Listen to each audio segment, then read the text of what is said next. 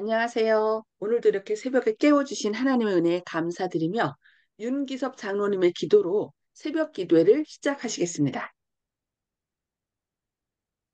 하늘에 계시는 거룩하신 아버지시여, 오늘도 아침 일찍 저희를 깨워주시고 주의 말씀 앞에 함께 하시니 감사를 드립니다.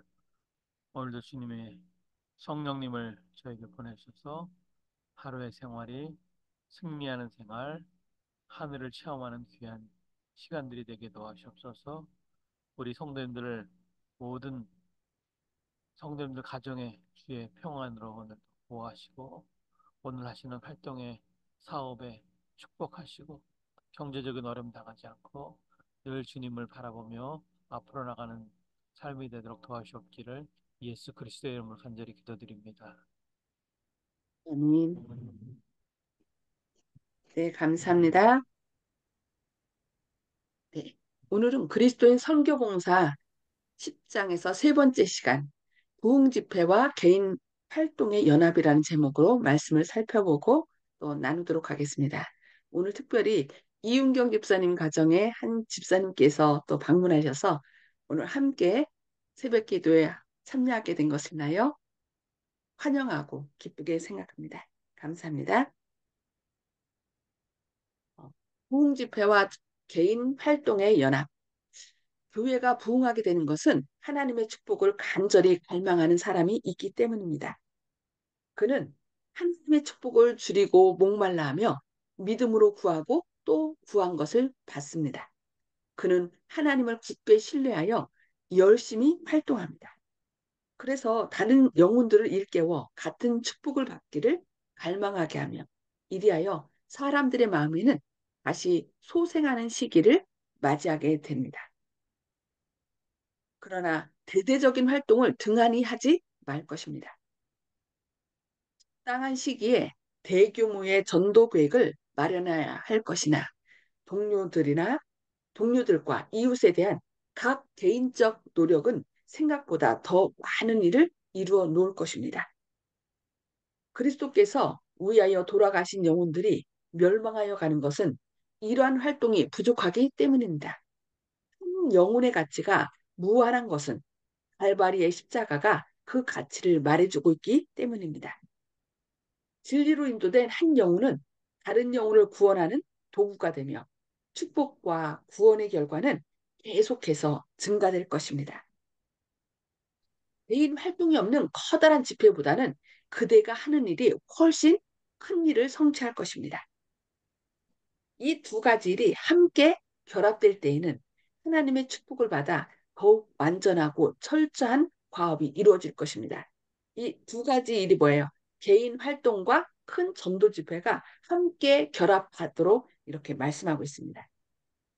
그러나 만일 이 둘 중에 한 가지밖에 할 수 없다면 가정에서 성경을 가르쳐주며 개인적인 호소를 하고 사소한 문제가 아니라 부속의 중대한 문제에 대하여 그 가족들과 친밀하게 이야기해주는 개인 활동을 하도록 하라고 여기 말씀하고 있습니다. 그리고 그들에게 그대의 마음이 영혼을 구원하려는 생각 때문에 무거운 부담을 느낀다는 것을 보여주라고 리비언 헤랄드 1888년 3월 13일자에서 말씀하고 있습니다. 백성들에게 나아가라. 우리는 부도자들이 우리에게로 오기를 기다릴 것이 아니라 그들이 있는 곳으로 찾아가야 합니다. 강단에서 말씀을 설교하는 것은 겨우 그 일이 시작된 것에 불과합니다. 우리가 복음을 그들에게 가지고 가지 않는 한 복음에 접할 기회를 전혀 갖지 못할 사람들이 많이 있다고 실무교훈 229쪽에서 말씀합니다. 복음 전도 사명은 그리스도의 왕국의 대선교 헌장입니다. 제자들은 영혼들을 위하여 열심히 일하고 만민에게 은혜의 초청을 전해야 하였습니다. 그들은 사람들이 찾아오기를 기다리지 말고 기별을 가지고 사람들에게 나가야 하였다고 사도행전 28쪽에서 말씀합니다. 가정에 초대하여 성경을 가르치라. 이웃 사람들을 그대의 가정으로 초청하여 귀중한 성경과 성경의 진리를 해석해주는 책들을 그들과 함께 읽으라고 말씀합니다. 그들에게 노래하고 기도하는 일에 그대와 연합하도록 요청하라. 이와 같은 작은 모임에 그리스도께서는 당신이 친히 약속하신 그대로 직접 오실 것이라. 이렇게 함께 작은 소그룹 모임을 하는 곳에 직접 예수님께서 오신다고 말씀합니다. 그리하여 사람들의 마음은 그분의 은혜로 감동을 받게 될 것이라고 치료봉사 138쪽에서 말씀합니다. 에베소에 있는 동안 아볼로는 회당에서 담대히 말하기를 시작하였습니다. 그의 청중들 가운데 아골라와 브리스길라가 있었는데 그들은 그가 아직 충만한 복음의 빛을 받지 못하였다는 것을 깨닫고 듣고 데려다가 하나님의 도를 더 자세히 풀어 일렀습니다. 아볼로는 그들의 가르침을 통하여 성령을 더욱 분명히 깨닫게 되어 가장 유능한 그리스도교 신앙 옹호자 중에 한 사람이 되었다고 사도행적 270쪽에서 말씀합니다. 사도성을 배양하도록 그리스도와 함께 일하는 모든 자들에게 권고하라. 가정에서 사람들을 만날 때 그 기회를 이용하여 그대의 성경을 펴서 그들에게 성경의 위대한 진리를 소개하라. 그대의 성공은 그대의 지식이나 학력보다도 사람들의 마음을 움직일 수 있는 그대의 능력에 달렸다. 사람들과 친근히 교제함으로 짱 유능한 강연보다 더 쉽게 사람들의 사상의 방향을 돌이키게 할 수 있다. 난로가에 모여 앉은 어떤 가족이나 또는 적은 무리들이 모인 개인 가정에서 소개하는 것은 그래서 지나가는 많은 사람들을 모아놓고 하는 설교나 혹은 회관이나 교회당에서 하는 설교보다 사람들을 예수께로 인도하는 일에 더욱 성공적인 경우가 많다고 복음교역자 189쪽에서 말씀합니다. 그러니까 목회자의 설교보다 가정에서 또 아니면 뭐 요즘은 카페에서 많이 만나죠. 카페에서 이렇게 나누는 그리스도에 대한 소식이 사람들의 마음을 더 연다는 것입니다. 인류의 관심에 그 자신을 연합시키신 그리스도의 모보는 그의 말씀을 전파하고 은혜의 복음을 받아들인 모든 사람들이 따라야 합니다. 우리는 사적인 교제를 끊지 말아야 합니다. 우리는 다른 사람들로부터 자신을 격리시켜서는 안 됩니다. 우리는 모든 층의 사람들에게 이르기 위해 그들을 있는 그곳에서 만나야 합니다. 그들이 자발적으로 우리를 찾는 일은 드물 것입니다.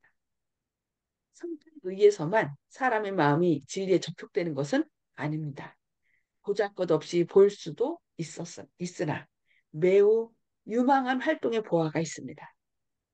그것은 낮은 자의 가정에서, 무인들의 저택에서, 접대하는 식탁에서, 순수한 사교적인 오락을 위한 모임에서 찾아볼 수 있다. 시대의 소망 152쪽에서 말씀합니다. 그리스도께서는 배타적이 아니셨으나 바리새인들의 엄격한 규율들을 버림으로 그들을 특별히 성나게 하셨습니다. 그는 일상생애의 문제들을 너무나 거룩하게 만들어서 배타적인 높은 장벽에 담을 쌓은 종교의 아성을 보셨습니다. 그는 이러한 수단의 벽을 허무셨습니다. 예수께서는 사람들과 접촉하실 때에 그대의 신조가 무엇인가, 그대는 어느 교회에 소속되어 있는가라고 묻지 않으셨습니다.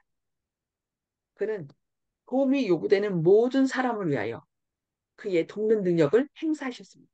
그는 자기의 하늘 품성을 보여주시기 위하여 수도사의 밀실에 응거하지 않으시고 인류를 위하여 열심으로 일하셨습니다.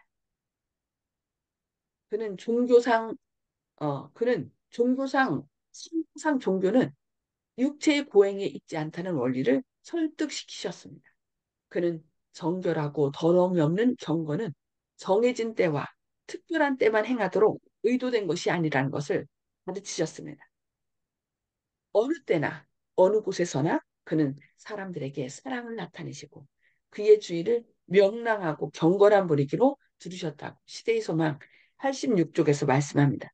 그러니까 사람을 구별해서 저 사람은 잘 사니까 저 사람은 많이 배웠으니까 뭐 이렇게 해서 구분해서 한 것이 아니라 그들이 무엇을 믿든 뭐 불교든 아니면 어떤 종교든 관계없이 믿든지 안 믿든지 상관없이 만나는 사람들에게 주님의 그 사랑을 나타냈다는 것입니다. 저희도 그렇게 해야 되겠습니다. 예수께서는 그들의 편견에 상관없이 멸시받는 백성들의 친절을 받아들이셨습니다. 예수께서는 그들의 지붕 밑에서 주무시고 그들의 식탁에서 그들이 손수 준비하고 차려놓은 음식을 잡수시고 거리에서 가르치셨으며 가장 친절하고 정중하게 그들을 대하셨다고 시대의 소망 193쪽에서 말씀합니다. 동정적인 관심을 보여라. 치열한 생존 경쟁을 하고 있는 자들은 돈 안 들이는 조그마한 친절로서 활기와 기운을 얻을 수 있습니다. 단순히 친절한 말과 조그마한 주의를 기울이는 것은 그 영혼을 가리고 있는 시험과 의심의 검은 구름장들을 날려버릴 것입니다. 진심에서 우러나온 그리스도와 같은 동정심이 꾸밈 없이 주어질 때에 그것은 단순하고 섬세한 성령의 접촉을 요하는 사람들의 마음문을 여는 힘을 가진다고 교회 증언 9권 30쪽에서 말씀합니다. 많은 사람들은 가장 단순하고 겸손한 방법으로 마음의 감동을 받습니다. 흔히 세상에 가장 천재적인 재능을 가진 사람, 남녀로 칭찬과 추앙을 받는 뛰어난 지성인들이 하나님을 사랑하고 또 그 사랑에 대하여 자기가 생각하고 명상해온 문제들을 평범한 이야기처럼 자연스럽고 꾸밈 없이 단순하게 이야기하는 사람들의 말로 인하여 참신한 인상을 받게 됩니다. 때로 깊이 생각하고 준비한 말이 가마가 적을 수도 있습니다. 그러나 자녀들의 참되고 정직한 말은 그것이 꾸밈 없이 자연스럽게 말해질 때에 오래 잠겨있던 마음의 문을 열게 할 것이라고 교회 증언 6권 115쪽에서 말씀합니다. 오늘은 말씀 여기까지 보도록 하겠습니다.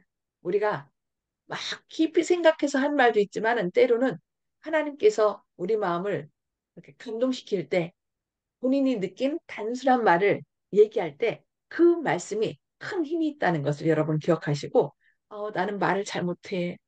그래서 얘기 못하겠어요 하지 마시고 성령님께서 여러분을 감동시킬 때 그 감동을 이렇게 단순한 말로 나누시기 바랍니다. 그렇게 할 때 하나님께서 그 사람의 마음을 감동시켜 주시고 또 복음의 씨앗이 그 마음밭에 뿌려지도록 할 것입니다. 네, 오늘 여기까지 말씀 보고요. 자, 나눔의 시간을 갖도록 하겠습니다. 음수거를 다 해제해 주시기 바랍니다. 네. 말씀을 통하여 하나님께서 우리를 감동시키고 또 결심한 바가 있다면 나누도록 하겠습니다. 송수복 집사님 먼저 말씀 나눠주시기 바랍니다. 네, 때와 장소를 가리지 않고 언제 어디서나 또 사람을 구별하지 않고 만나는 사람마다 자연스럽게 말씀을 나눠야 된다는 것을 오늘 배웠습니다. 감사합니다. 네, 이상입니다. 네, 감사합니다. 우리는 자꾸 내가 말 주변이 없다고 자꾸 빼거든요. 그런데 우리가 계속 하나님 어떻게 사람들에게 말씀을 전할 수 있을까요? 지혜를 주세요. 성령님 함께 해주세요. 계속 기도하다 보면 어느 순간에 나도 모르게 어떤 그 지혜가 떠오를 때가 있어요. 성령님께서 하시는 거죠. 그때 이렇게 자연스럽게 나눠주시기 바랍니다. 네, 감사합니다. 이훈경 집사님. 예, 저는 오늘 순간적으로 생각이 드는 게 우리 집에 가온이 제가 아마 수십 년 전에 적어놨던 것이 가온이 뭔가 하면은 믿음, 소망, 사랑이거든요. 그런데 네, 오늘 기도 제목을 믿음, 소망, 사랑이 이 가정에서 항상 하나님 안에서 이루어지게 해달라고 기도하고 싶어요. 예. 믿음, 소망, 사랑이 항상 이루어지도록. 감사합니다. 네. 박정순 집사님. 예, 뭐, 어, 막내 말씀을 전하고 할 적에 막 이런 거 저런 거 여러 가지 말할 거 없고 단순하게, 간단하게 그렇게 하면은 사람들한테, 어, 그 한다는 소리를, 이 말씀을 오늘 보고, 아, 그것이 좋은 것이다 하는 생각을 가졌어요. 단순하게 하는 거. 그냥 교회 가면 하나님 믿고 예수님 믿고 말씀 듣고 하면 좋다고 이렇게 단순하게 말을 해야지. 아, 그 얘기 그 교회는 틀리고 어쩌고 막 이렇게 그런 이야기를 할 필요가 없다는 것을 새삼 오늘 또 깨달았습니다. 감사합니다. 아멘. 네, 감사합니다. 그리고 내가 만난 하나님, 내가 이렇게 걱정도 있었고, 이렇게 건강도 안 좋았는데, 하나님께서 나를 이렇게 치유해주고, 또 건강하도록 해주셨어요. 그러니까 자신이 체험한 것들을 음, 나눠주면 최고 좋아요. 네, 예, 감사합니다. 네. 조영식 집사님, 예, 그, 대화할 때, 그때그때 필요한 내용이 있을 것 같습니다. 그분이 경제적인 어려움에 대해서 얘기할 때는 그에 대해서 주님한테 받은 그에 관련된 내용, 또 목숨이라든지 이제 건강에 대해서는 또 그에 관련한 내용, 뭐 이렇게 자기가 평소에 느꼈던 것을 자연스럽게 풀어나가는 대화, 그 가운데에서 이야기꽃을 피울 수 있을 것이고 주님께서 그 사이에 함께 역사해 주실 것을 믿습니다. 아멘. 아멘. 네, 감사합니다. 정봉욱 성도님, 네, 저는 저기 배운 그 교리나 뭐 이런 것들을 열심히 설명하려고 그냥 마음 먹고 있었는데 그것이 잘 통하지 않는 것 같아서 이 마음의 성품을 좀 변화시켜 갖고 겸손한 마음과 뭐 친절한 마음 이런 것들을 마음속으로 좀 간직해야 이 전교 사업이 좀 발전할 것 같다. 그런 저 자신에 대한 생각을 요 근래에 하고 있습니다. 이상입니다. 아멘. 네, 감사합니다. 사람이 감동받는 것은 우리가 청선유수로 전해지는 어떤 설교나 이런 교리가 아니라 정말 지금 말씀하신 것처럼 우리 삶이 변화된 거, 마음이 평안하고 그 사람만 보면 왠지 모르게 마음이 평안해지고 기뻐질 때 있잖아요. 그런 것들. 그게 진짜 가장 좋은 전도 방법이죠. 내가 변화된 거. 그리고 언제나 또 우리가 말할 때는 성령님께서 우리 입술에 이렇게 단순하게 말씀을 전하도록 하신다는 거. 그것을 인하여 우리가 늘 염려하지 말고 기도하면서 사람들에게 나가면 좋겠습니다. 네, 감사합니다. 윤기숙 장로님, 예, 옛날에는 뭐 옆집에 숟가락이 몇 개고 이런 거 다 알았다 그랬는데 요즘에는 옆집에 누가 사는지 잘 모르는 세상이 됐거든요. 그래서 어, 개인주의가 너무 발달하고 다른 사람이 어떻게 되든 신경 안 쓰는 이런 세상 가운데서 우리에게 좀 더 사교성이 필요하지 않나. 그래야지 또 친구도 사귀고 이래야 되는데 저한테도 사교성이 참 부족한 것 같습니다. 그래서 친한 사람들한테는 잘해주고 그러는데 또 새롭게 사람을 사귀는 게 어려운 뭐 그런 또 상황도 있습니다. 아마 사교성이 더 좋아진다 그러면 우리가 또 다른 사람한테 하나님을 또 소개할 수 있는 기회가 많아질 것 같습니다. 오늘 또 우리가 기도할 때 우리가 정말 사람들을 잘 새길 수 있는 그런 넓은 마음 갖도록 기도했으면 좋겠습니다. 감사합니다. 아멘, 감사합니다. 사교성도 결국 우리가 자꾸 하나님 어떻게 하면은 말씀을 잘 전할까요? 하다 보면은 소극적인 사람이 적극적으로 변화되고 또 예, 지금 사교성이 얘기했잖아요. 사교성도 하나님께서 배양해 주는 것 같아요. 저 솔직히 제가 초등학교 때는 말도 잘 안 하고요. 그냥 제가 할 일만 늘 하던 사람이거든요. 근데 이렇게 꽂주시더라고요. 그러니까 우리가 자꾸 하나님, 저 주님 말씀 전하고 싶은데 어떻게 해야 돼요? 저 좀 도와주세요 하고 하면 성격도 하나님께서 좀 소극적에서 적극적으로 사교성이 없는 사람이 사교성이 아주 개발될 수 있도록 하나님께서 해주신다는 거 우리가 기억하고 힘내시기 바랍니다. 네, 오늘 말씀 생각하시면서 기도하고 마치도록 하겠습니다. 하늘에 계셔서 저희를 사랑하신 아버지, 오늘 또 저희 새벽에 깨워주시고 주님의 말씀으로 먼저 먹여주시니 감사합니다. 주님, 저희가 말씀을 전할 때에 대중적인 집회도 해야 되지만 더 중요한 것은 개인적인 활동임을 저에게 말씀해 주셨습니다. 주님, 저희가 가정에서나 또 일터에서나 아니면 카페에서든 어느 누구를 만나든 우리 속에 계신 예수님의 사랑을 밝히 전할 수 있도록 성령 충만하심 부어주시고 또 저희가 보다 적극적인 사람이 될 수 있도록 저희 안에 역사하여 주시옵소서. 주님과 함께하는 삶이 얼마나 기쁘고 행복한지 우리의 삶을 나누는 주님의 귀한 자녀들 되게 하여 주시옵소서.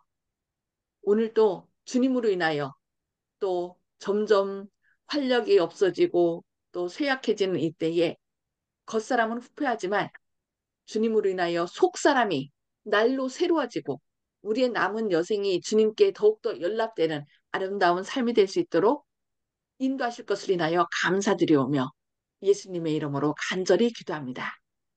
아멘. 네, 감사합니다. 하나님의 사랑과 은혜가 오늘도 충만히 넘치시는 하루 되길 기도합니다. 행복한 하루 되세요.